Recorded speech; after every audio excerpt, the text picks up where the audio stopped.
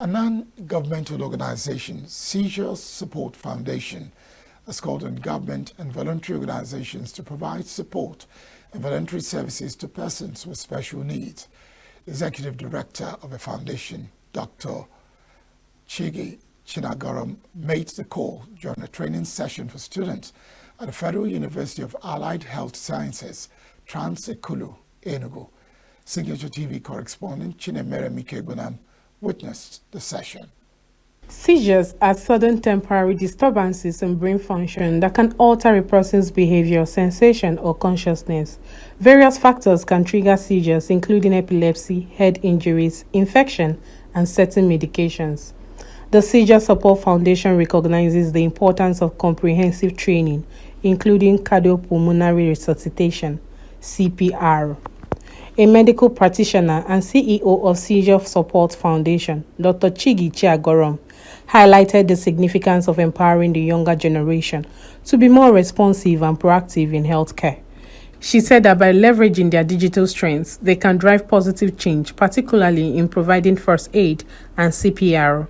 The comprehensive approach, according to her, can enhance community responsiveness and improve health outcomes. I didn't grow up or start off wanting to fly a non-governmental organization. It was a personal experience with my son. I was trying to reach out when his own issue started. I was trying to reach out to organizations that cater to children with special needs. I was trying to reach out to find respite. I was trying to reach out to find support because I was a young mother. I was doing other things. I had other kids. It was kind of like a little too much for me, but I couldn't find any sort of organization who cater to such people. So I had a friend, he's late now, God rest his soul, a doctor. He was one that said, "Chigi, why don't you start an NGO?" I laughed it off, but here we are today, right? Doing the very same thing, trying to bring awareness, respite, support, advocacy, for kids with special needs. First of all, we are looking to train 1,000 individuals in 2025 because the question is why now and why CPR? So yes, CPR because there's been a lot of cases, increased incidence of slump and die, even drowning. You know what happened to Junior Pope, and other cases that didn't even make the media. The guest speaker, Chisom Ayogo, highlighted the impact of selfless service, encouraging students to think creatively and offer solutions and values in their society. Every one of us seated in this place, we are being called to begin to think solution. Be part of the solution. There is already enough trouble in the society. There is already enough challenges here and there. So what would you do to add? Sometimes we say government is not doing this, government is not doing that. But you see, Seizure Support Foundation could have been saying the same thing. Government, are they not seeing all these people that are having these issues? But this is them contributing their quota. I mean, it's not cheap. It's not cheap, I can tell you that. So what can you and I begin to do in our small spaces to add to the society?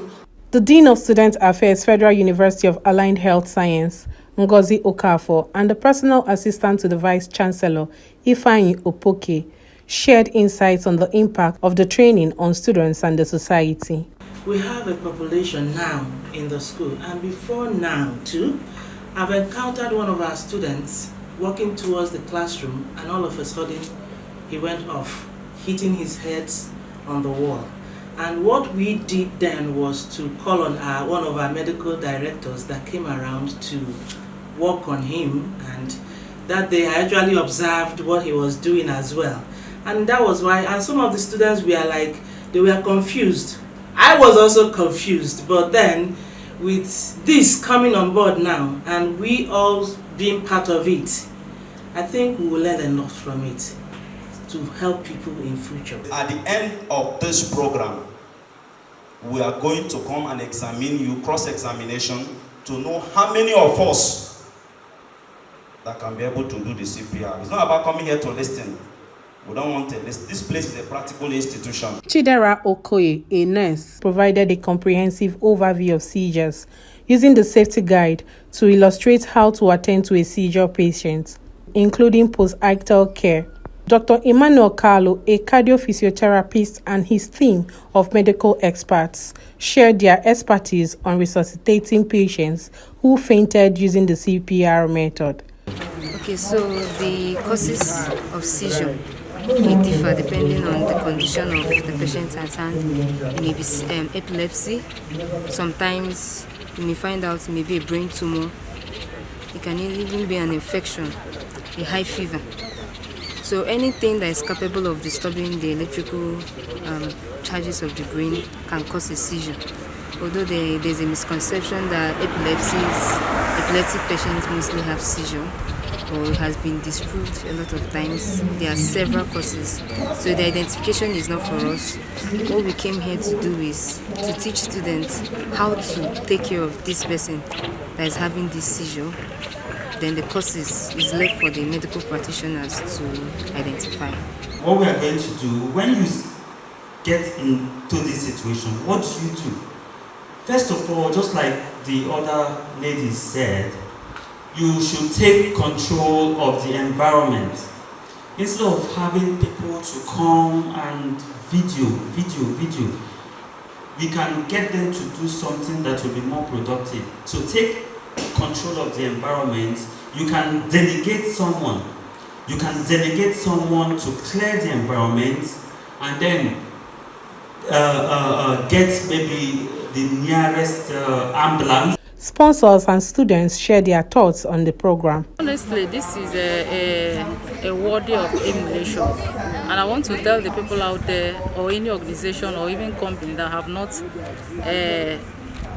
followed up this procedure of helping people, I advise you to do as much as you can to join up, because I believe if you have multiple people to help, that will be a kind of easy off to people, especially the less privileged out there.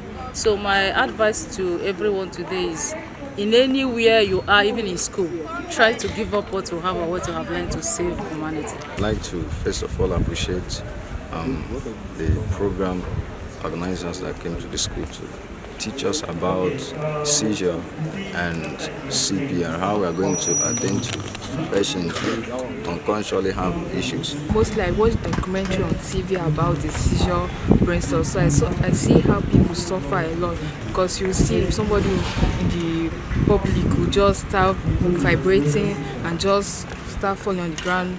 Nobody is there nobody knows about it, so nobody can help the person. Instead, we Nigerians will just carry our phone, we start videoing. But this group now, they came here to tell us how we can help others.